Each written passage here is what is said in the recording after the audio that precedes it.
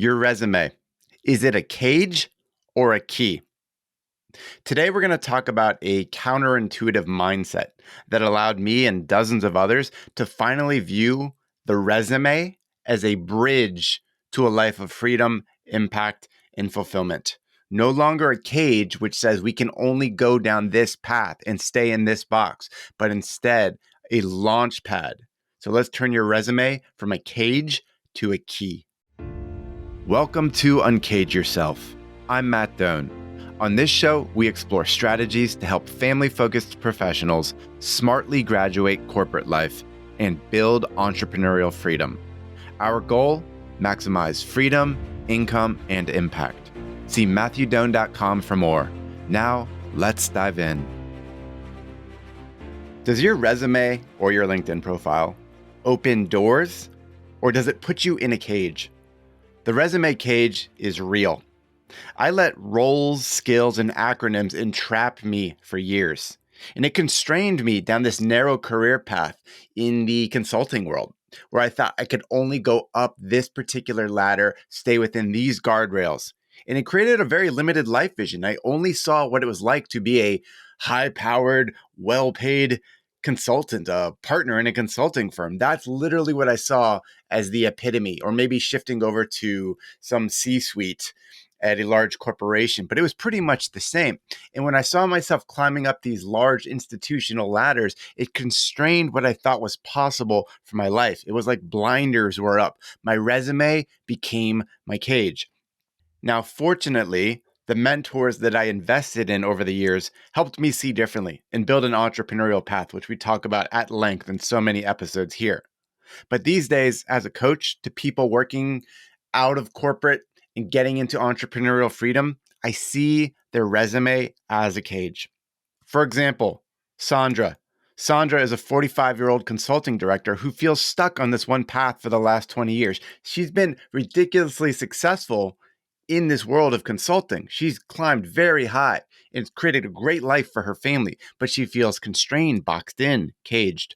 Or take Steven, another client of mine, a 53-year-old sales SVP who's longing to feel alive and purposeful again, but he's in this narrow tech sales world, and he's been there for decades at this point, and he wants to feel like he can use his genius, that he can do something else, that he can control his time, but all he knows is the resume cage. His track record, he looks back at his LinkedIn profile or all the accomplishments he's had, and he lets it constrain him.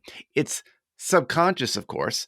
Sandra and Steven aren't quite aware of this, that they are letting their history, their certifications, their degrees, their accomplishments, the corporate jargon and acronyms that they have all over their resume is defining what's possible for their future. Do you see how that works? I know I was stuck there. You might have been stuck there too. Maybe you are right at this very moment, but you don't have to be. The challenge becomes when we let our resumes dictate what is possible for us. And we know the personal life implications of when we let ourselves stay caged. In this case, the resume is guiding for you what's possible. It's dictating the terms because of what's written on that resume. Now, I will give credit to both Sandra and to Steven. They both tried entrepreneurship. Now, Sandra, she fell into what I call the corporate replication trap, where she took her current job in consulting and looked to build a separate business under her own name as an LLC to give consulting to smaller companies. Now, what this created was just more stress without the safety net. She didn't have the resources of the large institution. She didn't have freedom because she was still working her day job. Ultimately, it created more stress and anxiety and took her further away from her family and dreams. When we purely replicate corporate, that's the logical move. But the challenge there is most of us, we're done with that corporate job. Those technical activities that we're doing, whether it's in marketing, consulting, software engineering, whatever you're doing, you've been doing it for so long. I'd argue that most people are done with that line of activity. You shouldn't start a new business doing the same thing. As logical as it is, you're done with it. You're emotionally detached. You want something new, fresh, exciting. So we can't fall into the corporate replication trap like Sandra did.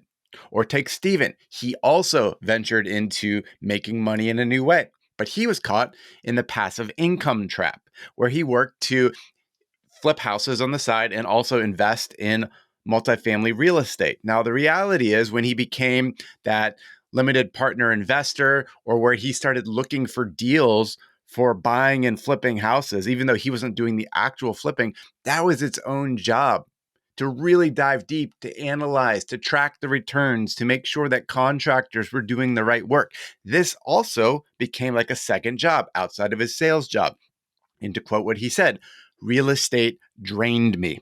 So stepping back, you look at Sandra, you look at Steven, corporate's already draining you. So any new ventures that you pursue as an entrepreneur must energize. It can't exhaust you anymore. You're done being drained. You have no more room to be drained. You need to fill your tank. There's nothing left to drain, right? We need to add more to it. Fulfilling work, exciting work, things that light your heart on fire. This is what we need. Hey, are you done with corporate life? Are you ready to leverage your success and finally build entrepreneurial freedom? If so, check out uncagedworkshop.com for my secret guide on smartly graduating corporate and building a business you love. It's a short training video that could forever change how you experience work and life. Head to uncagedworkshop.com or see the link in the show notes. Now, back to the show. Steven said it well. He said, right now, Matt, I am tired of wasting time. I've been doing all these logical moves. I'm tired of wasting my life. That's what he felt like he was doing. Now, deep down, they had noble reasons for pursuing these entrepreneurial things. They craved freedom and impact for themselves and their family. And ultimately, over some timeline, they wanted out of corporate. Noble, I understand that. But the entrepreneurial stove that they touched was hot. So they scurried back to their cages. The things they chose didn't do well for them. It actually made their lives worse. Even though it might have been a smart monetary play on paper, it wasn't fulfilling in the least. So they went right back to corporate, solely to 100% employer income. Okay. So when they came to me, we reframed this whole situation about what was possible with entrepreneurship. We realized first that the real risk is squandering your life imprisoned in a place you no longer feel connected to. So corporate life needed to go away at some point in the future. So in turn, we put our focus on a new solution for entrepreneurship. What is that solution? Monetizing your genius. Now, what the heck does that mean? Let's break it down. Now, first, what you want to do before you attempt to build an entrepreneurial business using your genius, which I will explain in a second, we need to create space in our life. We talk about this endlessly. This is the first principle of my program, Uncaged Life Design. All of my clients start here. We create space in our life, which is time, energy, and mental capacity, by putting corporate on autopilot. Check out episode 95 for more on exactly how to put corporate on autopilot. You need the paycheck flowing, but ultimately you need space back in your life to attempt this. So once you get going, when you monetize your genius, there are 3 big steps. The first is to identify and package your genius. Your genius equals all of the talents, interests, and triumphs that you've had in your life. You need to learn to bottle that magic, everything that you've ever overcome, every part of your life story from early childhood to young adult to where you are now. All of that counts. Yes, the skills in corporate, of course, your unique interests do as well. And all the times you've been knocked down, maybe you've overcome cancer. Maybe you've lost a job and had to shift industries. Maybe you had to completely reinvent your skill set. Maybe you had to learn to support your family as the sole breadwinner and what that's like. Maybe you had to re-educate yourself completely to reinvent for your next chapter in your career. Whatever it is, you've overcome so much. And when you learn to bottle that magic, it is unique. Your story is unique. So you can embrace that your genius is one of one.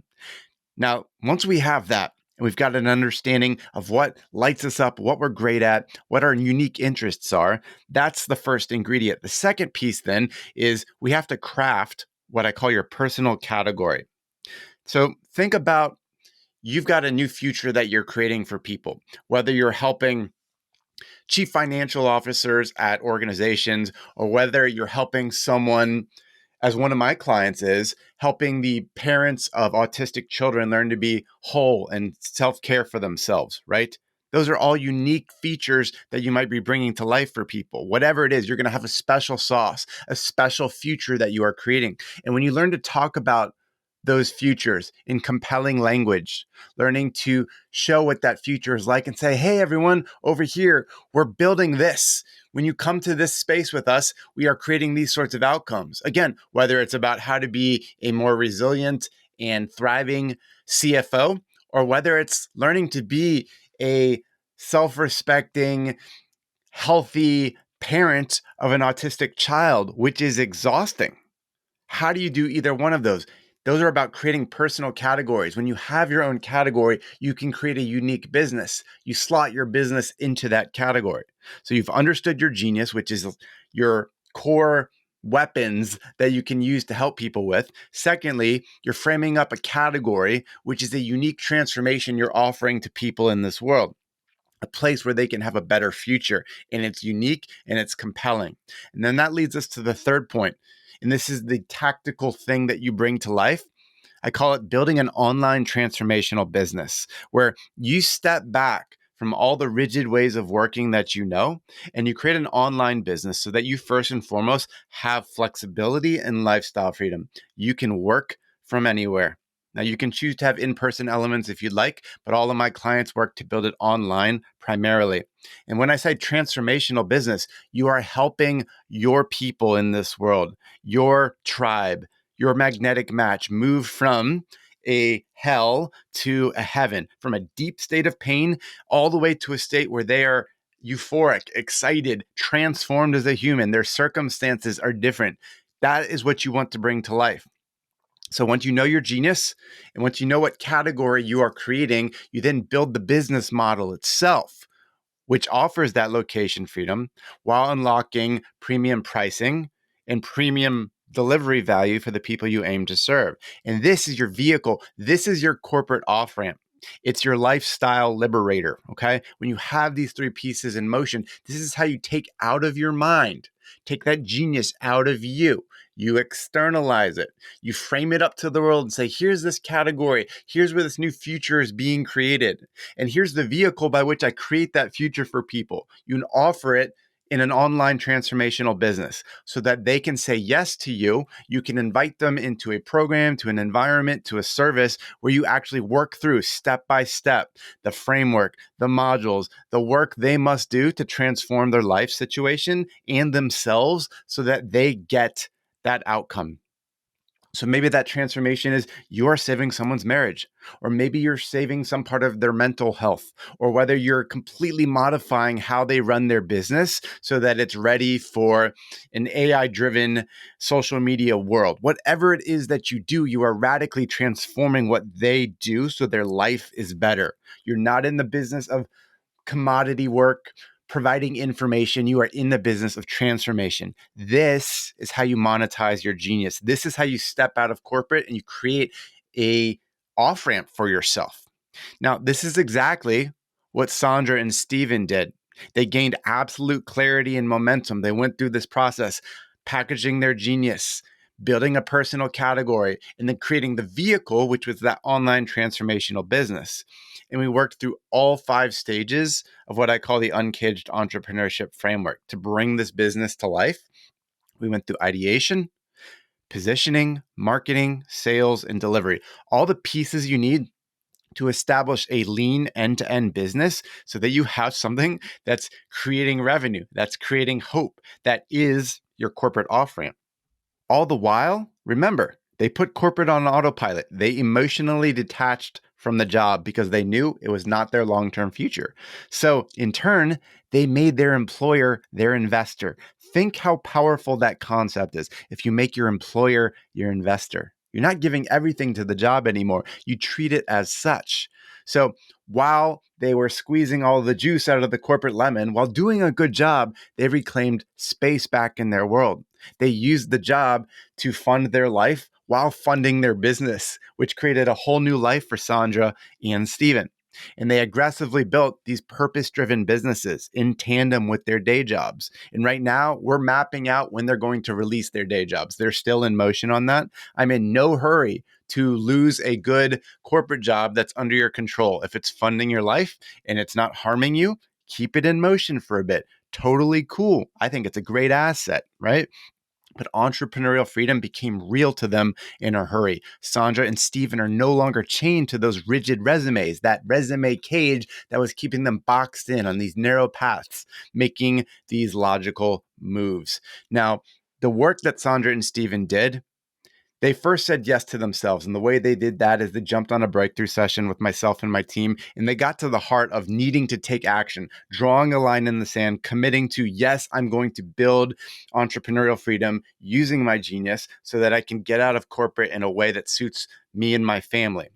And then, of course, they said yes, they came into the program. And what they've experienced in the program so far is the right structure, community, and accountability. So if you want that too, book that over at matthewdoan.com/talk. That's where you can take a look at the link in the show notes. But ultimately, when they came into this environment with Uncaged Life Design and started rolling up their sleeves with us, they achieved in weeks what had eluded them for years. They put their corporate job on autopilot, which is a huge gain in and of itself. But then when we moved to monetizing their genius, wow, like you should see their eyes light up with them and all their peers. They compressed decades into days. So over to you now. How would you feel every day? What sort of new pathways could you create for you and your family, a new lifestyle? Who would you become if that was your reality, where you are monetizing your genius, feeling like you were living your purpose, serving people you cared about, delivering it in a way that was great for your life, for you and your family? So you have two options right now, okay? You can let that resume cage dictate your future. That's option one. You can understand how that plays out. Or option two, you can boldly bet on your genius and monetize it. When I say monetize it, you are transforming yourself as a person fundamentally. Don't get me wrong here. Money is a huge part of this equation, but the freedom and the impact and the inspiration you create as a byproduct is massive. So, your choice. What will you choose? If you need help, please reach out on LinkedIn. That's a fast way to connect with me. We'll chat soon. Thanks for listening to Uncage Yourself. Check out matthewdoan.com to subscribe to the podcast and view our services and helpful resources. If you enjoy the show, please rate and review us on Apple Podcasts or wherever you're listening, or just tell a friend. Talk soon.